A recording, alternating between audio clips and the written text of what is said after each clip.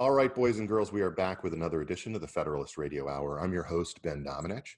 You can follow us on Twitter at FDRLST and email us, as always, at radio@thefederalist.com. I'm happy to be joined today by one of my favorite authors, Lionel Shriver. Thanks so much for taking the time to join us today, Lionel. Oh, it's a pleasure. Besides, what else am I going to do? Well, we have a book to talk about. We have a couple of books I actually want to talk to you about. But your latest is The Motion of the Body Through Space, which I have been, which I devoured, actually. I've been finished it already. But I'm glad to hear it. And it is a welcome escape to the before time, the long, long ago, when we could focus on things like books about ridiculous fads among white people that don't involve kneeling. Tell me a little bit about what prompted you to take up this whole subject of exercise culture and self-improvement as something that you wanted to write an entire book about. Well, like my protagonist, I have always been active, but it's been my business, if you know what I mean. It's private. Yes. I do some things for fun, like tennis, and I do other things that are kind of grim and tedious. But I don't consider it social beyond the tennis. And it took me a little while to notice, and I think that social trends are like that when you're in the midst of them, they just seem normal. And as things transform, it's just slow enough that you don't notice the changes. But when I took a step back, I realized that, especially during the last 20 years, the Western world has become utterly obsessed with fitness, and in a slightly demented manner.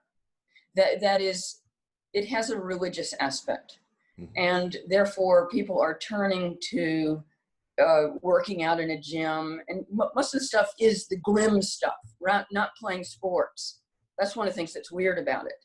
It's it's working out on machines and doing sit-ups and everything, and it seems that people are looking for a kind of self-redemption. It's now the ultimate virtue, and so not long ago, it used to be that you measured yourself, if you were caught up in social fads and you were controlled by that, you measured yourself by how thin you were, right? Remember those days? And now that's not good enough. Now you have to have a six-pack, you have to have muscle definition all over your body, and people are very competitive on this stuff. And it's the ultimate status symbol. I've noticed that wealthy people look different now, right? And there's a certain look of a wealthy person, and you know that they spend an obscene amount of time on their fitness regime, and they exude vanity. So, this is not an anti-exercise book per se, because that would make me hypocritical, but it's looking askance at exercise fanaticism.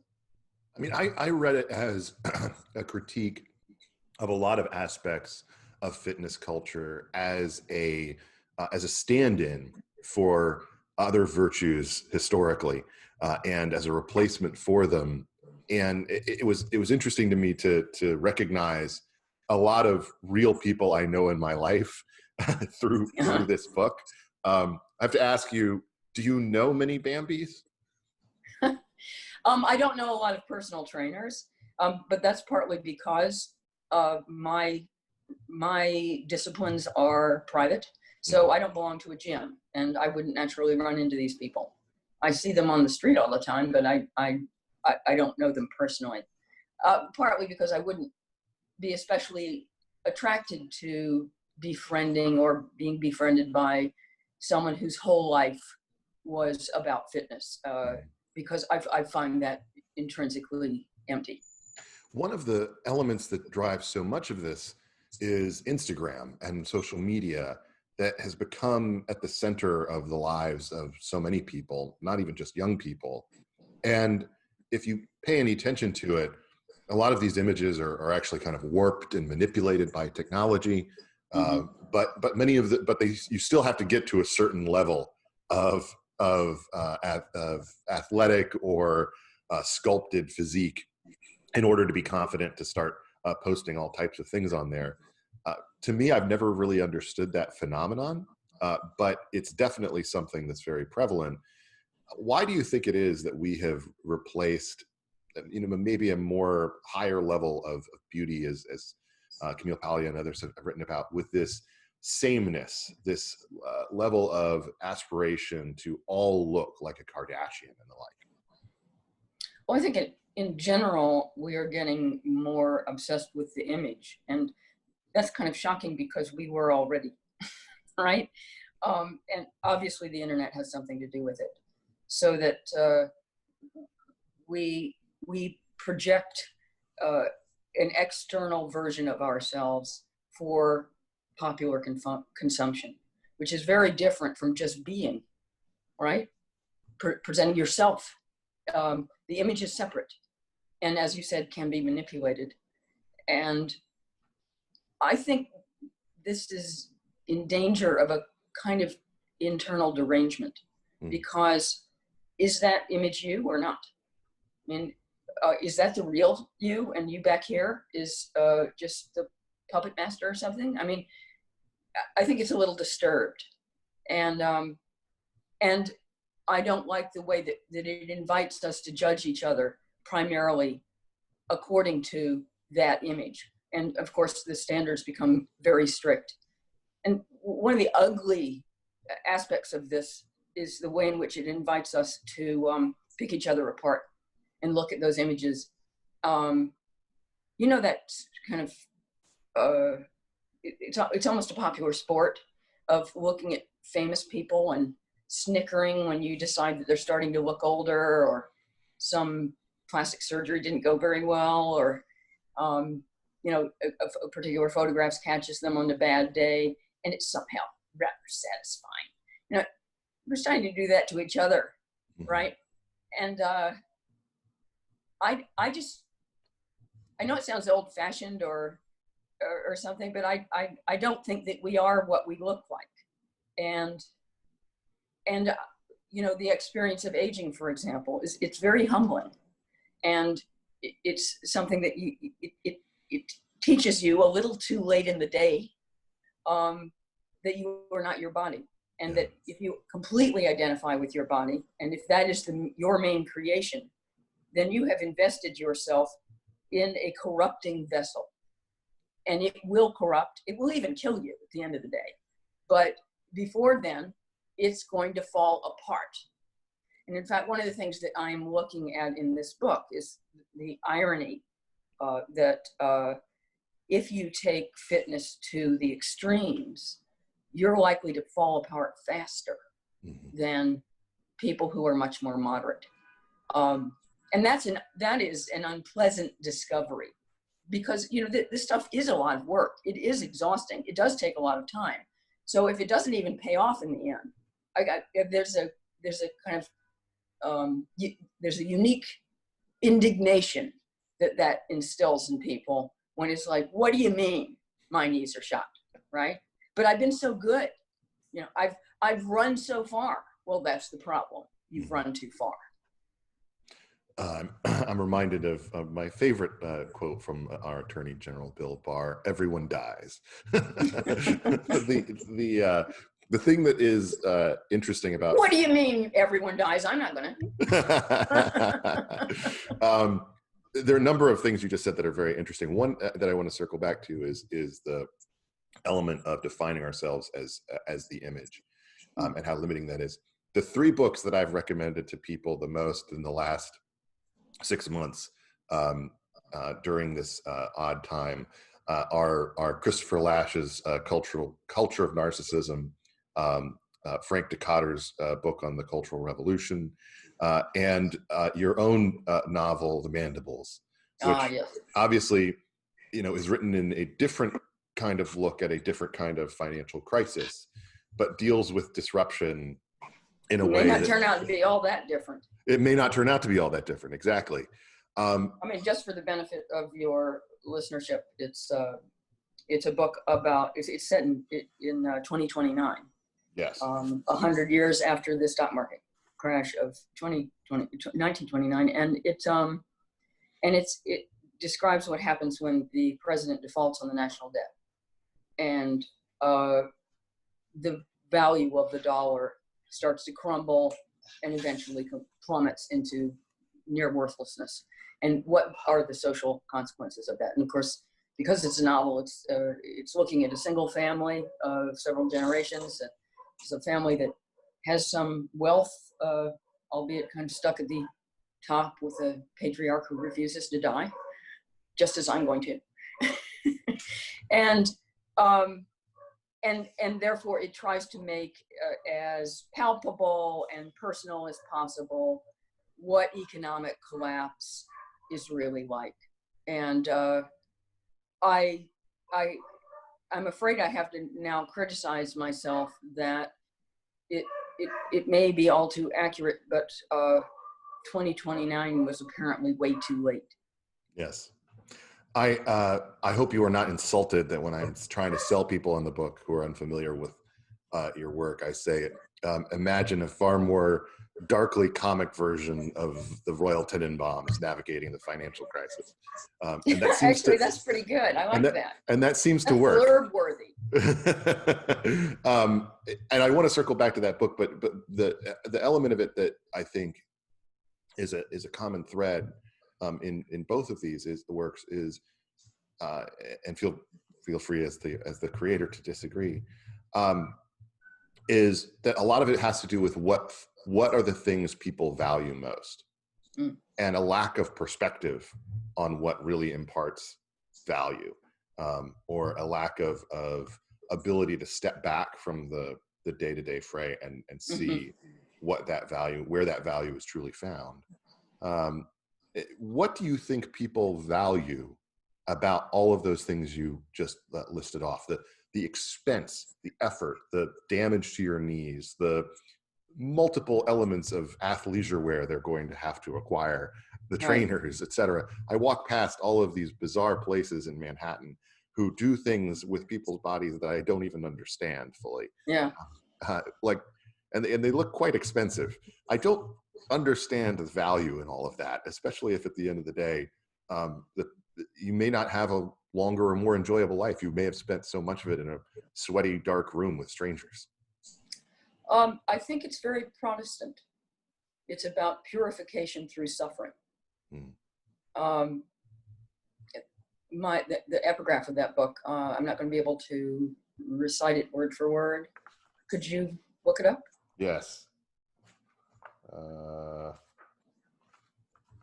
It's Melanie Phillips. Yes. Melanie Reed? Yes, Melanie The Reed. glory of suffering might be humankind's biggest ever recyclable con trick. Yes.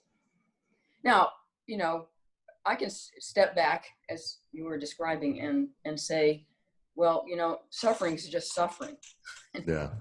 It doesn't have any value in and of itself. But the fitness industry markets this notion that through suffering you find redemption, and you ascend to the right hand of some kind of secular God the Father. I mean, it's a route to spiritual as well as aesthetic superiority. It is very much about competition, right? It's about being better than other people and trying to solicit admiration. Of course, they're so self-involved in their own fitness regimes that they're never admiring you. That's the irony. I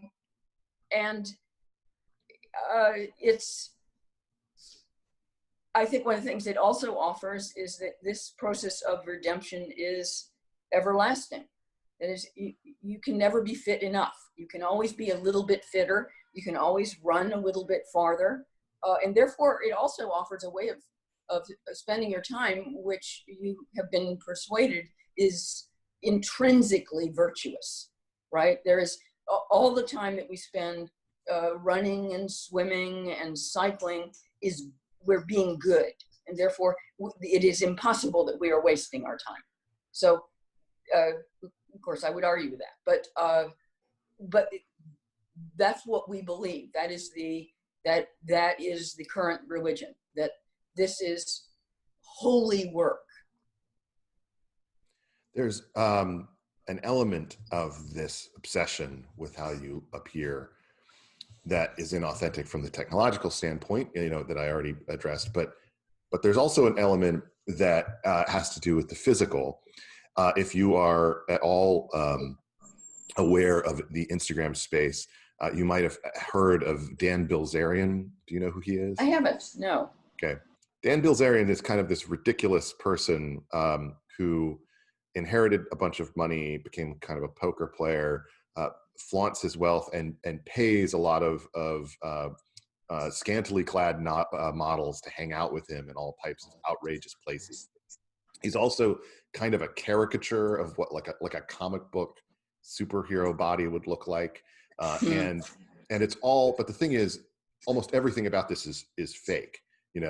There's not a real breast in any of his pictures, from any of the models.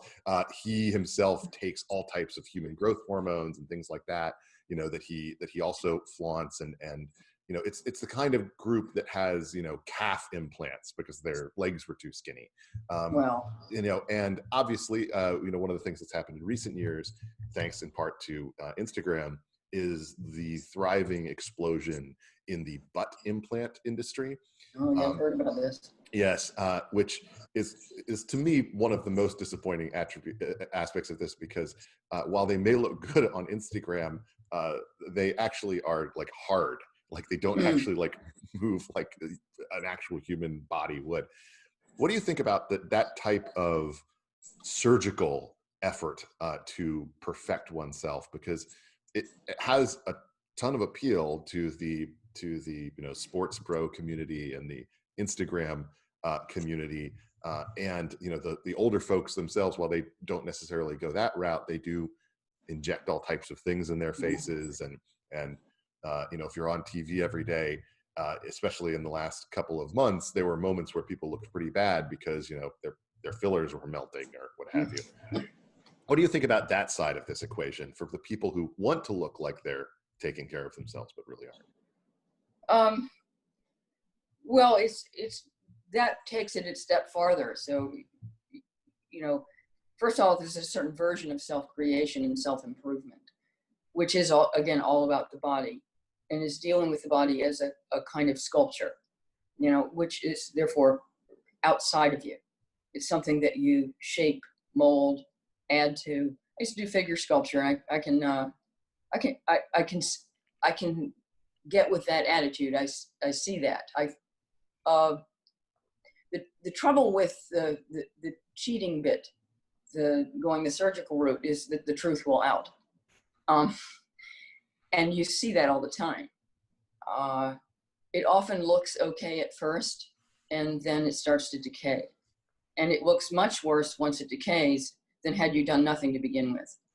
And, one response to that fact is to say, oh, I'm just going to wait until plastic surgery gets so good that it's not going to fall apart. What I don't understand is people going under the knife if they don't absolutely have to. Yeah. I mean, surgery is terrifying to me, and it often goes wrong. If you've ever had to have surgery, they always go through this list of risks they're legally obliged to, and your mouth drops open, and you end up thinking, do I have to do this? Do I really, really, really have to do this? Because one of the risks is death, and infection, which happens all the time. So maybe I'm not vain enough. Well, I'll tell you this. I just don't get it. Well, I'll tell you this. My wife works in the television industry, and in that industry, it is the most highly active and competitive sphere for women who start to show their age. They go under the knife repeatedly and regularly, and they get injections, and I'm not breaking any news to say this because she wrote about this publicly, but one of her former colleagues, Janice Dean, who is the meteorologist at Fox News, wrote publicly about the fact that she had gotten some kind of surgery that I think was related to her chin or to her neck, and it actually damaged her vocal cords, and she was at risk of losing her voice. And she wrote about this publicly, and so I'm not breaking anything, but it's one of these things that was like, that's terrifying. I mean, if anybody told me, you could do this surgery and you could look a little bit younger, but you might lose your voice. Right. there is no way that I would accept that. And yet I think that there are lots of people out there who are so competitive and who see kind of the younger women coming up where they feel the need to do that within this industry in a way that frankly men haven't. Most men, can stave it off a little longer, or they don't have to get as. Although, as you know, the men have become much more neurotic on this front. Absolutely, 100%. They're on their way to being just as bad. Yeah, and I wonder what you think can be done to prevent that, because in this age, as you say, it feels like we're becoming more and more defined by our image as being all-encompassing and defining of ourselves. That just is so out of keeping with the way that humans have behaved historically, in my view, and that it just seems to be something that is far more widespread, that the internet has not taken something that obviously was not already part of human nature, but that it has exploded it and made it so much more widespread, where little girls who live in Omaha are now comparing themselves to the ones in LA and New York and that kind of thing.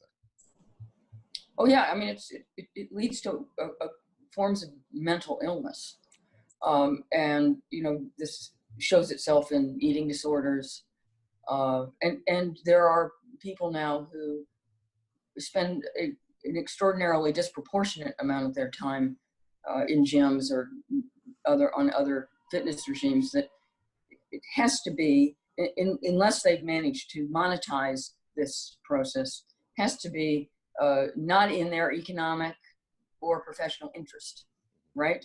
There are enormous opportunity costs. So, I mean, I don't know I don't have a neat answer. I'm not on Instagram, and maybe that would help. That's good. Don't. But there's no substitute for getting a grip, and I think that's individual. It's not. You have to reclaim yourself, and therefore think about what do you want to do, what is important to you, and who wants to have ended up effectively spending their lives looking in the mirror the whole time. I mean, you are not your body, and other people are not their body either. And remind yourself. I mean, I assume most of the people listening to this have friends. Let's be optimistic and assume they have friends. Now look, when you see your friend whom you adore and have a wonderful time with and tell jokes with and get into politics over, do you see them and think, chin beginning to sag, or needs to lose a couple pounds? I mean, if you respond to their weight at all, it may be the other way around, like, oh, she's gained a little weight, that may upset her, right? Yeah. Or that's what I would think. Not, I don't like her anymore because she doesn't meet my physical ideal. The point is, you see your friend, you see them as people, you are happy to see them as people. Their physicality is neither here nor there. And I tend to relate to their physicality insofar as I even perceive it through that kind of roundabout way of imagining being them and worrying that they're worried if something is starting to decay. Or, maybe having a kind of shared sense of, yeah, we're both getting older, and fair enough, this is something we're going through together.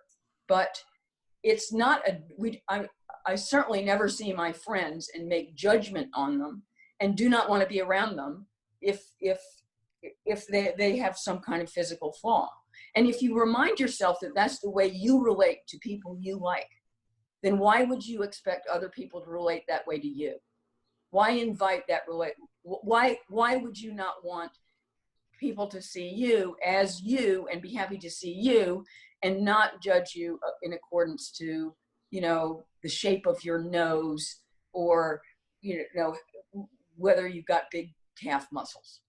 And if you can just kind of do that reality check as to how you feel about other people, then maybe you should start cultivating that same relationship with yourself. It would be very odd of me to presume that the great Lionel Shriver is someone who frequently watches Family Guy, the animated show. I've seen any number of Family Guys. Thank you very much. Okay. Well, you might have seen a scene that I have made reference to quite a lot, which is a cutaway in which there are two women sitting outside a cafe, and they're both negging each other. One is like, oh, wow, what an appetite you have ordering all that food. And, oh, how brave you are to wear that outfit with those thighs. And then it cuts over to two men sitting next to each other. And one of them says, hey, I like your tie. And the other one says, thanks. And it says, men, we know how to be friends. Right. Underneath it. I do think that there's an element of this where the competitive attitude among women for owning the right things, having the current purse, having the right shoes, and the shifting nature of all of that, driven in large part by various influencers who literally have the power to make people, change their approach to not just the products they buy, the makeup they use, the hairstyles they have, but to the approach to life that they have. Did you see that so-and-so is doing this now? Do you see that so-and-so is doing that now? And the competition between them in these regards seems to only be getting, I don't know, more intense. Maybe it's always been this intense. Certainly you can go back and read Jane Austen and other things and find, as intense competitions. But it does seem to have been, again, exploded by just the access to this information that we have, and those beautiful constructions that the Daily Mail creates, where everyone either looks amazing or horrible in a swimsuit. There is no in between. Yeah. And then underneath, here is the outfit that you can buy for, here's a modicum of this fancy dress that you can get for $150 instead of this fancy one that this influencer is wearing, and doesn't she look amazing, etc. That construction and the rabbit holes it creates is just so powerful among so many women that I know. What is the motivation? What is the factor behind that? Well, women have always been in competition with each other for sexual attractiveness, because to begin with, we're all vying for mates, and women are looking for high status men, or it's going to be anthropological about it. So that's always been there. The odd thing is that it does, even if you do settle down, that competition doesn't stop. So you may be long married, but you're still going to be comparing yourself to other women. And that's, again, something that individuals just have to get under control, because it's generally a route to make you miserable. One of the things that always astonishes me, just walking around, is how many attractive people there are.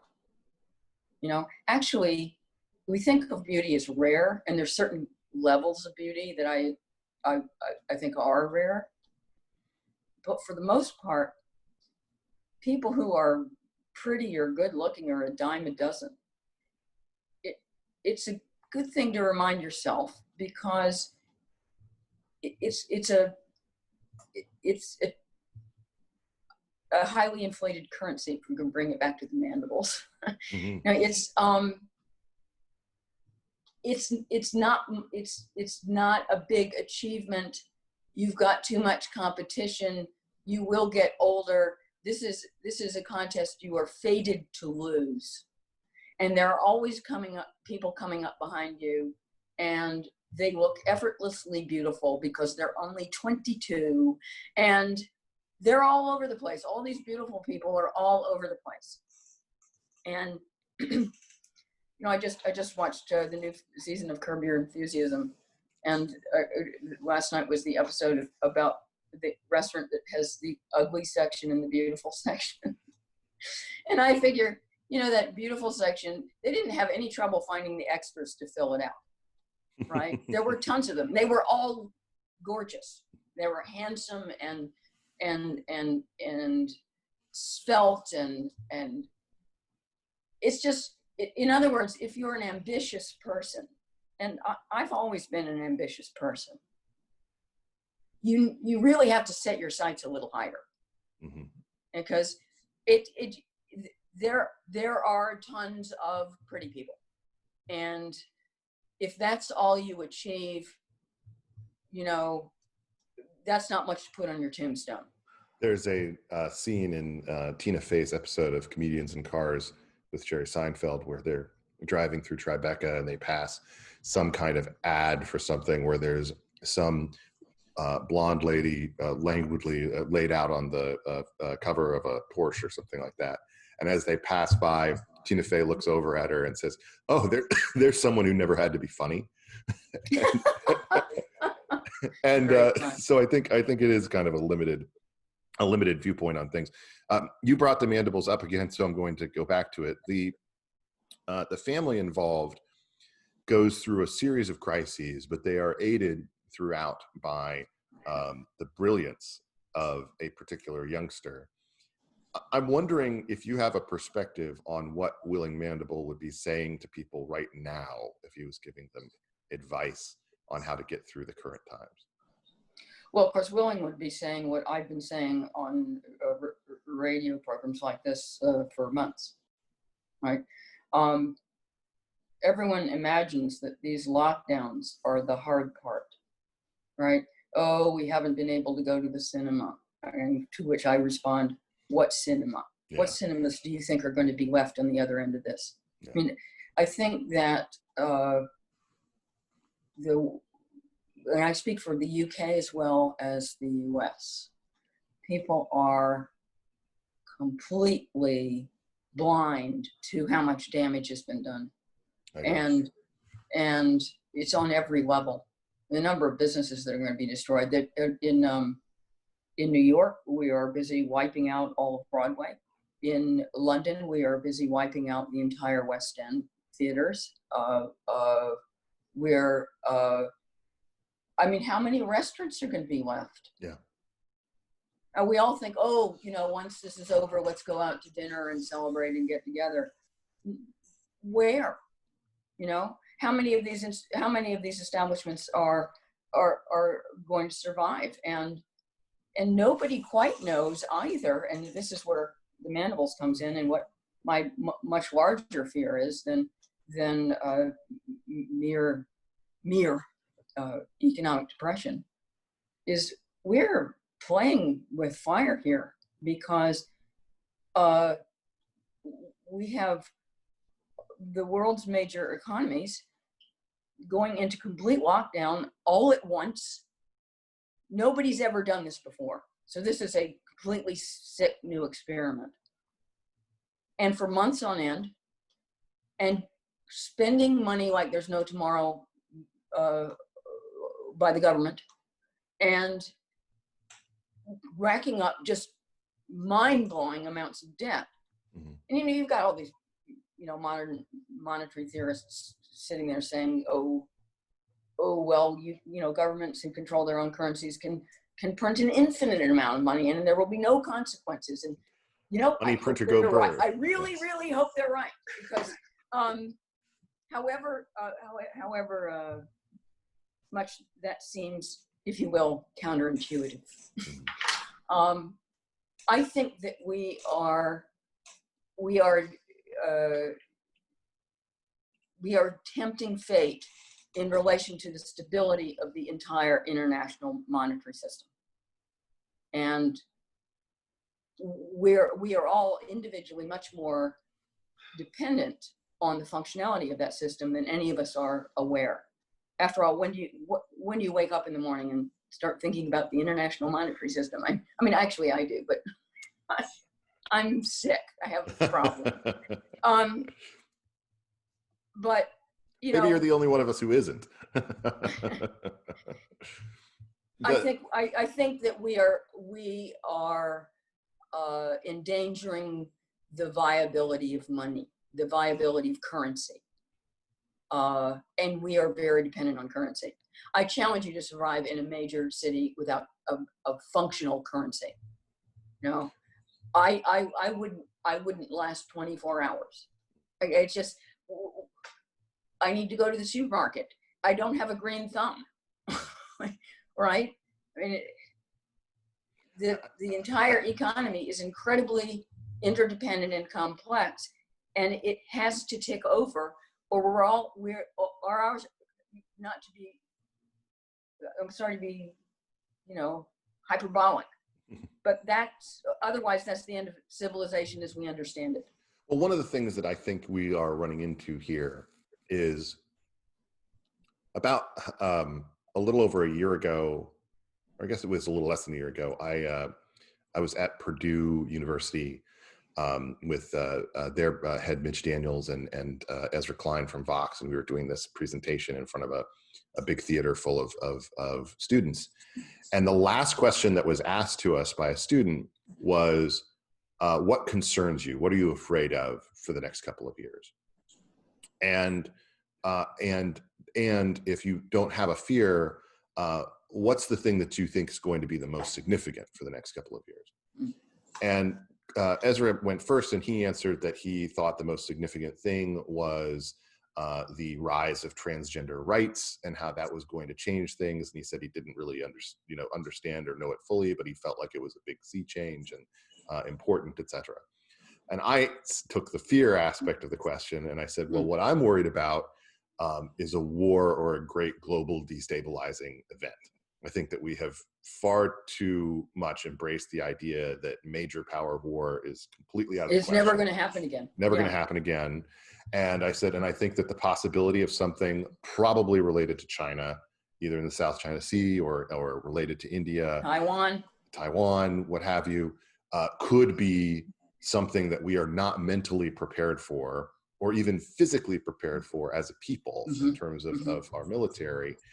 And that concerned me greatly. So I ended the evening on a real downer moment, but I really do think, and of course I didn't anticipate a global pandemic, but I do think that people had got to a point where we had survived upheavals that they convinced themselves were bigger than they were, and that the possibility of something much greater had really been discounted.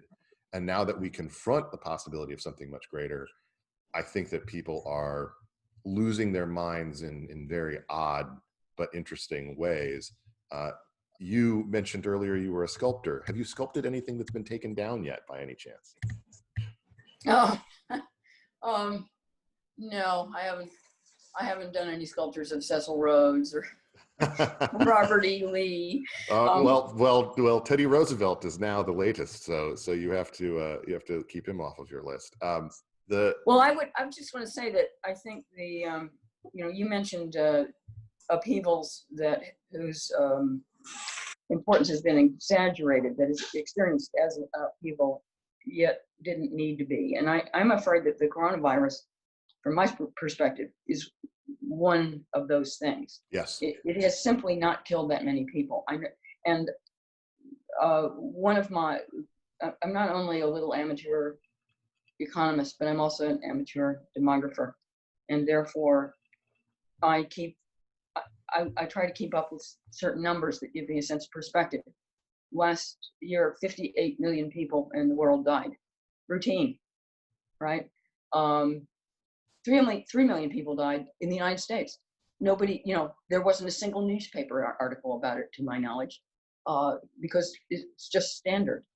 And so, yes, it does seem rather horrifying that, what are we up to, 120,000 people now? But if you put that in that perspective of 3 million people, and you also register that a huge number of these people are quite elderly, and many of them would probably have died in the next 6 months to a year anyway, so that it's not that bad.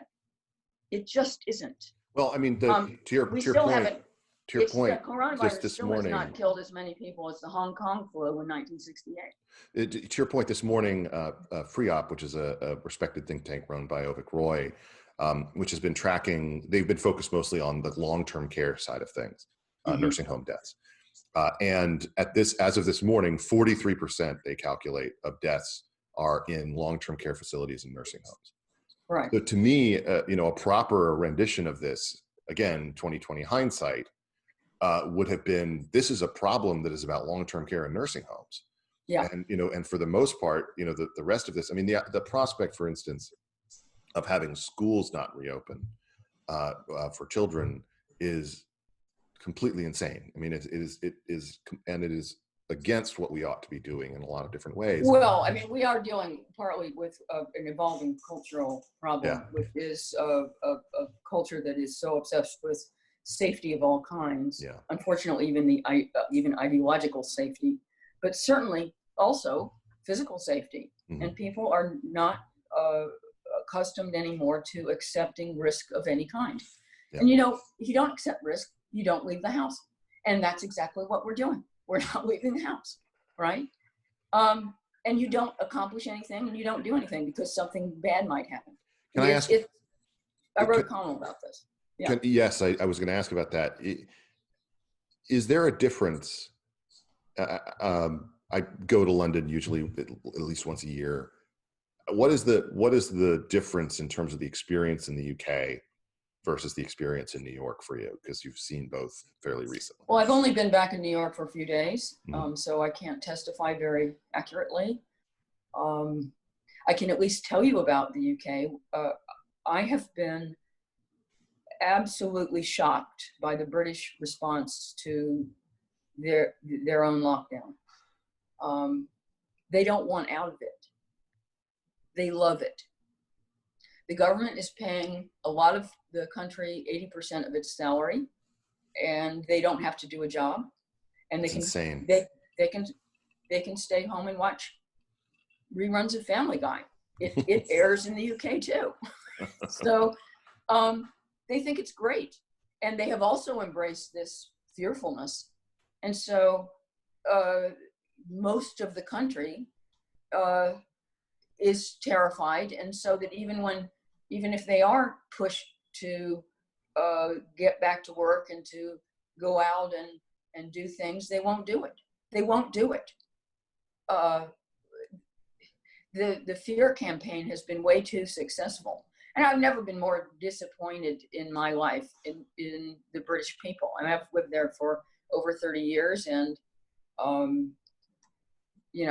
my relationship to the British is not uncritical, because my relationship to no people is uncritical, but it's still fundamentally affectionate.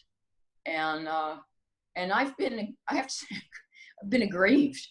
I'm offended, right, by their reaction. It seems un-British. It seems cowardly. It seems pathetic, and it has also brought out an authoritarian side in the British that's very unattractive, because there have been people all over the country reporting on their neighbors for breaking niggling little rules. There was a while there that you were officially supposed to only leave the house once for exercise, and so neighbors would report someone who seemed to be going out a second time in a row in the same day to go running or something. And it's just sad, right? And creepy, and like East Germany and very Soviet, all those, or North Korea. It has that texture. And this is the cradle of democracy, or what on earth, right? I was asked by a friend early on in this process what I was concerned about when it came to the reaction to the government policies. And I said, my concern is that the people in the West will acquiesce far too easily and readily. Yeah, that's exactly what's happened. And I think that is what has happened in most. I think much of that has to be credited to a media campaign that has ginned up fear at every opportunity, and driven a lot of people to extreme depictions of what's going on here. The outbursts that we've seen around the world in the past couple of weeks, obviously set off by this tragic incident of police brutality in Minnesota, but now taking on a completely fundamentally different character. Because I'm afraid so. Yeah, I don't know what Christopher Columbus has to do with that, but it is taking on this iconoclastic attitude. I don't know if you saw the scenes where Peter Hitchens was standing in the midst of that crowd of Neos. I did. I saw that video. What did you think of that?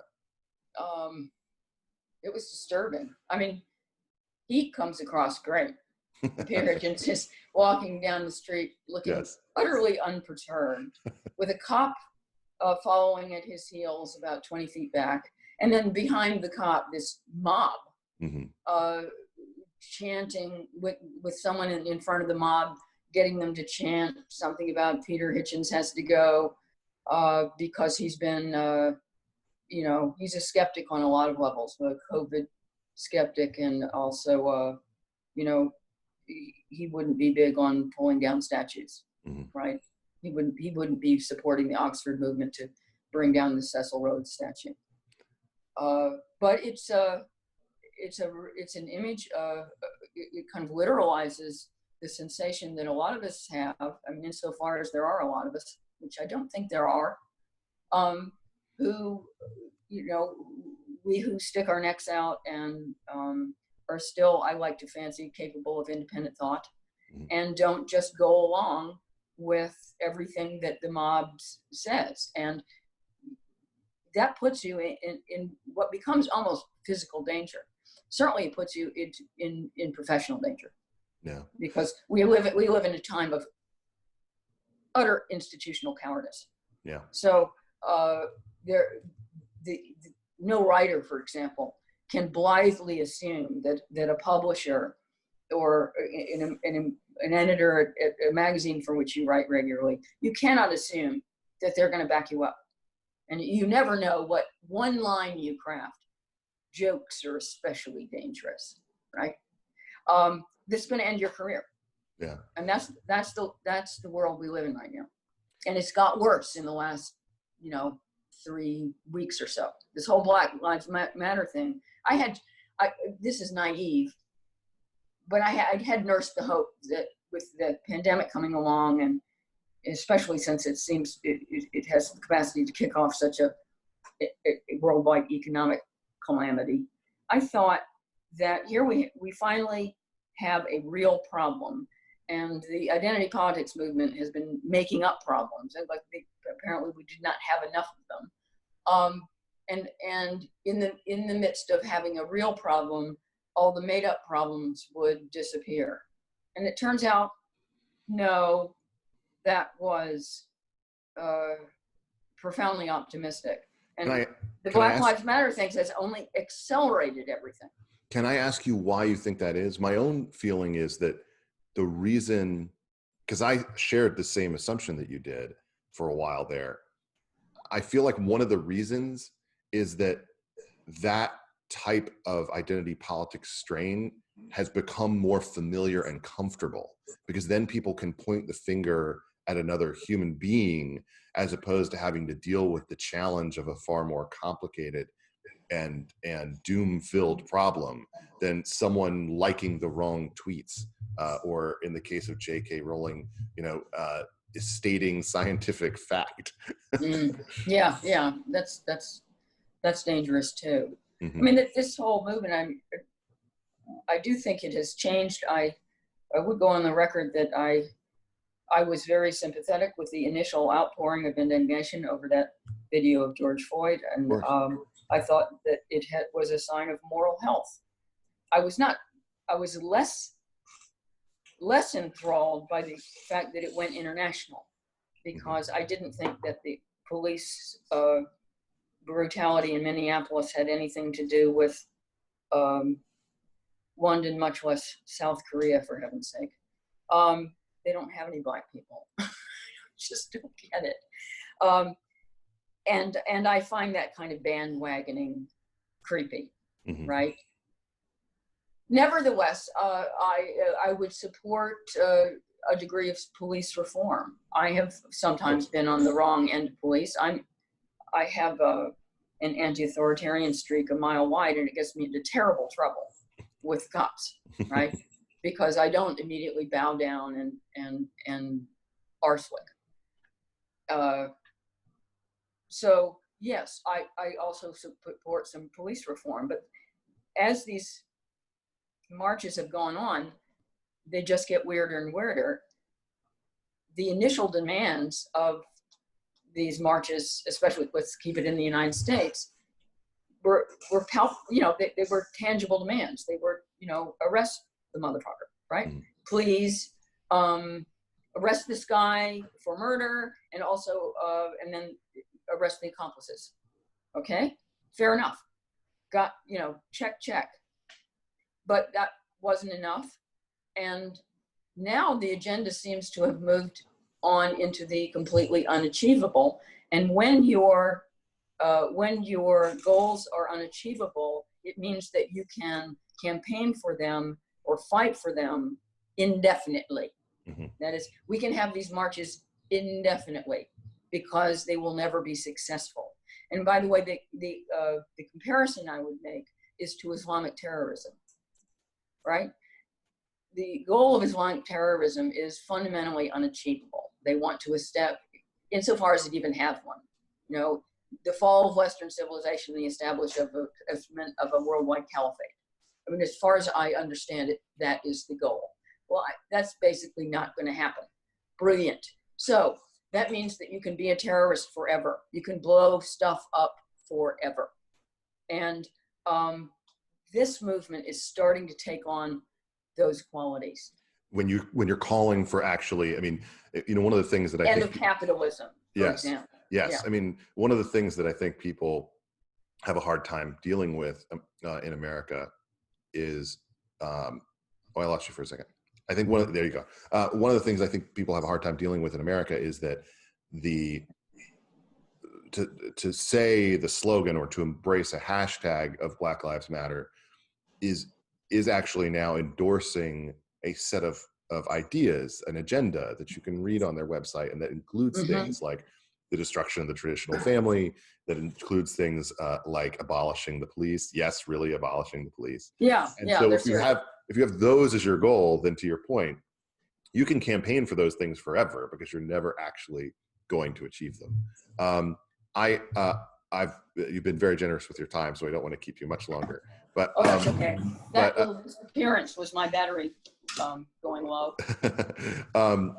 But I do want to circle back to the question on literary work, because we saw this attempt to cancel J.K. Rowling, which was obviously unsuccessful, or has been unsuccessful to this point.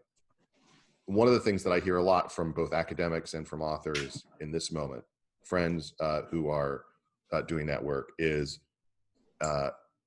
basically a question of, how vulnerable am I to cancellation? Yeah. Is this something that you've thought about? Oh, yeah. How could I not have? Now, I don't think about it all the time because it's not in my interest. Yes. If I were to become consumed with it, then I would be paralyzed, and I would second guess myself all the time, and I would start self-censoring. So it's like, oh, you shouldn't write that column. That's not in your interest. That's going to get you into trouble. But in that case, I should stop being a columnist, because these days, if it doesn't get you into trouble, it's probably not worth saying.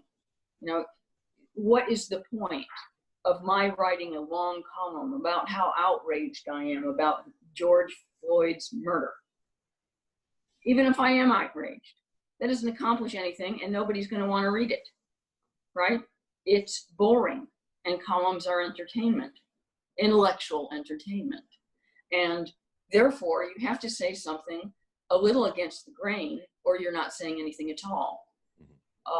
But, you know, I have come close to canceling myself at more than one point in my career. So I know what a brush with it feels like. I wasn't even at that time as exposed as I might have been to the horrible things that were being said about me, because I'm not on Twitter. You know, I don't do social media, so I protect myself. But I shouldn't be deluded that just because I don't see it, it's not there, right? So those Twitter storms, there would have been at least 2 of them that went for my jugular. They happened. They're, you know, I imagine they're still out there. You could probably find them. Mm-hmm. So, you know, I don't know what else to do but to go down fighting, and I would not be surprised if there is some point which, you know, my number's up. Can I ask you? But at least, you know, the people I admire right now, like Peter Hitchens, are defiant. Mm-hmm. And there was a profile of me published in the New Yorker a couple of weeks ago, and I admired the journalist because she identified that one of my most conspicuous qualities is one of defiance, and she was right. That is it. And so I'm not going to be intimidated. And I love the other people in my world who are also refusing to be intimidated. And we form a kind of fellowship. We don't all know each other, but we are colleagues in spirit. And, you know, when the history of this time is written, if we still have historians in the future and are not, you know, living in caves around little stick fires, then I know which side I want to be remembered to have been on. It's funny how the folks who talk a lot about being on the right side of history decided to get rid of it as soon as they thought it wasn't arcing in the correct direction. Let me ask you this question to close things up. I was corresponding this morning with a friend who's concerned that the cancel crowd is coming after Professor Jonathan Haidt, whose work you might be familiar with. Yes. I've read one of his books. There's been a number of academics on Twitter targeting him, calling him a racist, et cetera. And that's usually kind of the curdling, like beneath the surface that then, you know, rises to a boil. We'll see what happens there. But I was trying to think through what is the institutional step that needs to be taken to help make some of these people uncancelable. You know, people who do have tenure have a little bit of protection. You know, people who do have, contracts and things like that can't be easily broken have a bit of protection. And people who you will note that J.K. Rowling has protection. Yes. Hachette just stuck up for her in a way that they did not for Woody Allen. Yes. So I was relieved, although only just. Yes. Because we know perfectly well why Hachette suddenly had principle and backbone. Exactly. Right? If they lost J.K. Rowling, I bet the company would go under. Yes. So, so it's only when it's radically in their own interest that institutions and companies are defending people who make unpopular statements. And we can't all be in that position. I don't sell the number of books that J.K. Rowling does. I don't have that kind of protection. Mm-hmm. HarperCollins would be just fine without me. Mm-hmm. And I don't want to drag their name into disrepute because they have stayed behind me, and I have never been threatened with cancellation at my publishing company. But I certainly don't feel safe. Yeah, I wonder then is what's needed I mean, one of the reasons that we have the kind of strength that we do as a publication, when you know, a London based leftist outfit tried to get us demonetized with Google this past week. I read about that. Is that, you know, we have both enough prominence, enough traffic, and enough, you know, politicians who are familiar with us and respect us. You know, I had calls from both Democrats and Republicans over the next, you know, 48 hours, you know, concerned about it and wondering what they could do, et cetera, et cetera.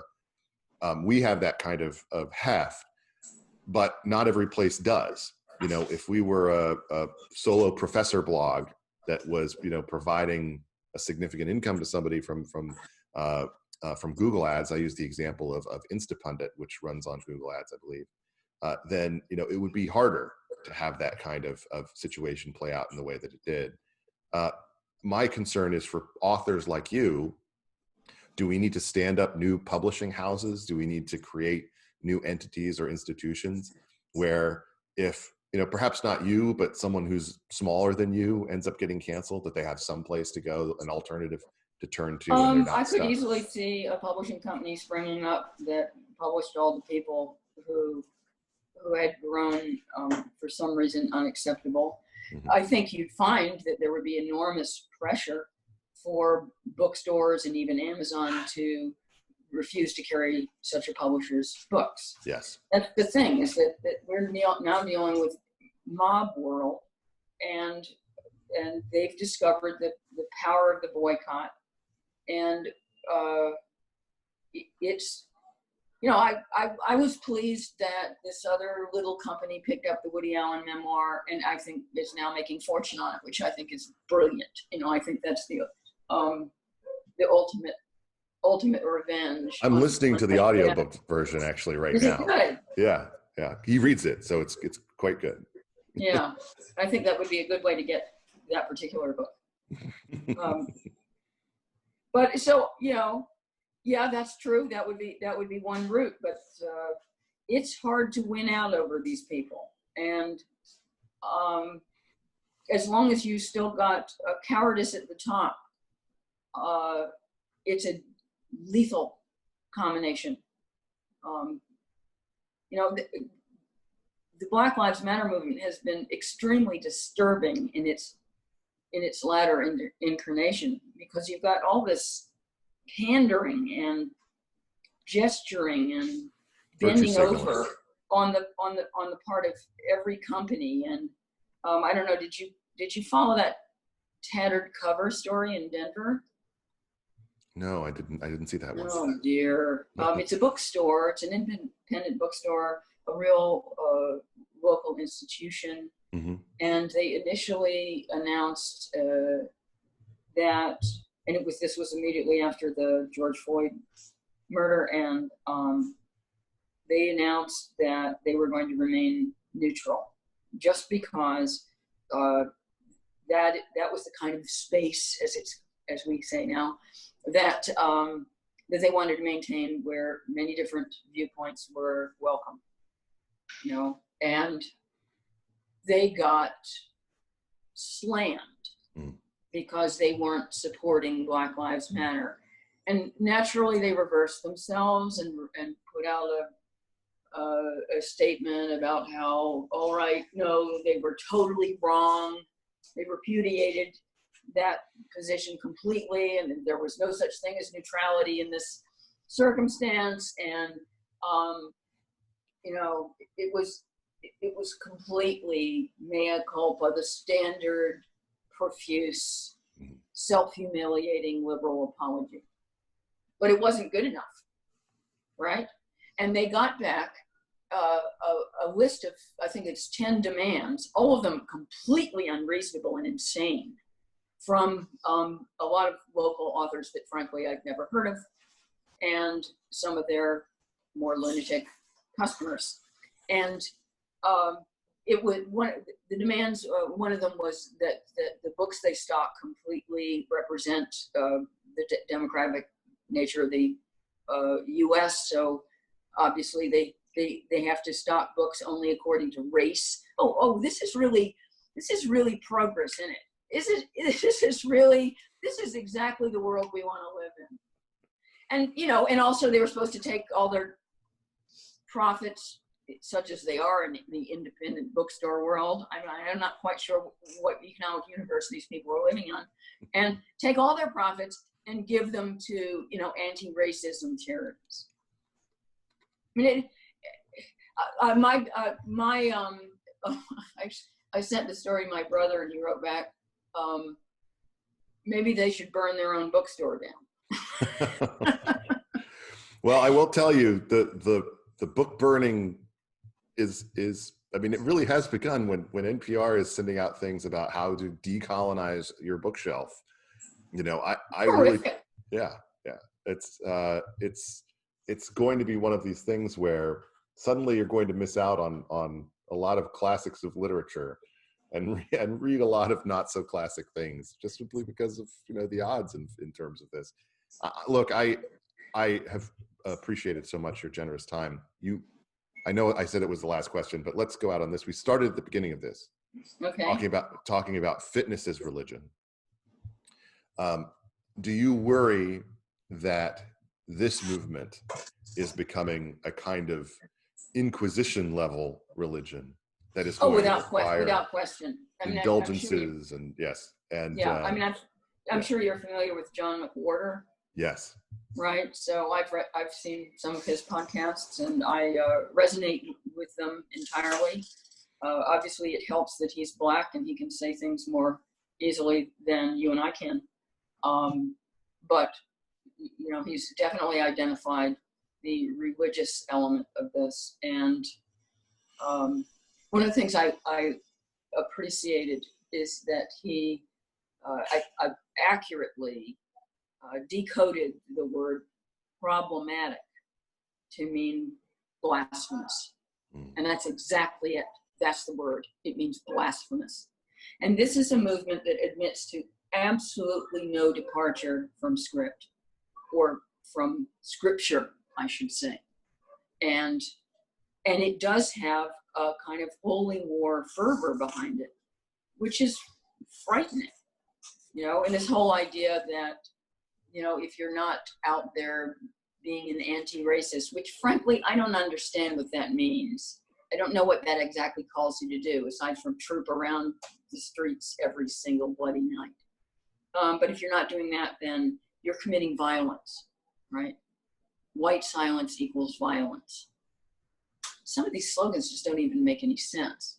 I mean, we completely lost a grip on what the word violence means.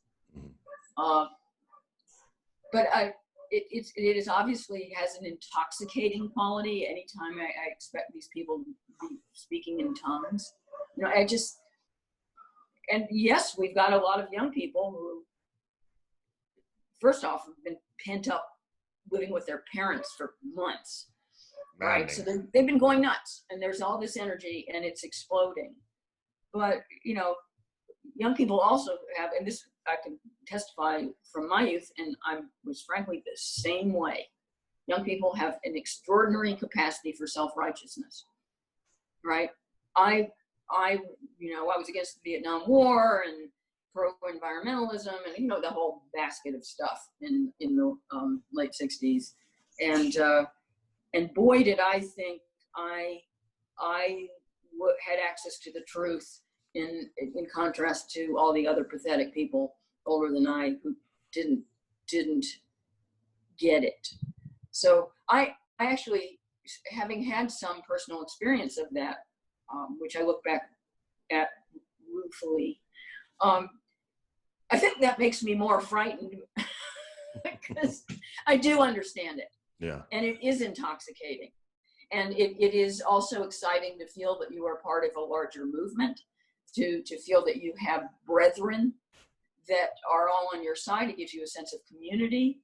And especially now that there is a social manifestation of these communities, whereas these are people who are mostly, they have online communities. They're not very satisfying. And suddenly they're corporeal. They're real people out there. And you march alongside them, and you strike up conversations, and you feel a sense of solidarity. And you know, crusading fervor and motivating outrage and sense of purpose. I mean, it's wonderful. It just doesn't accomplish very much. And I think it's not about accomplishing something, I'm afraid. It is about itself now.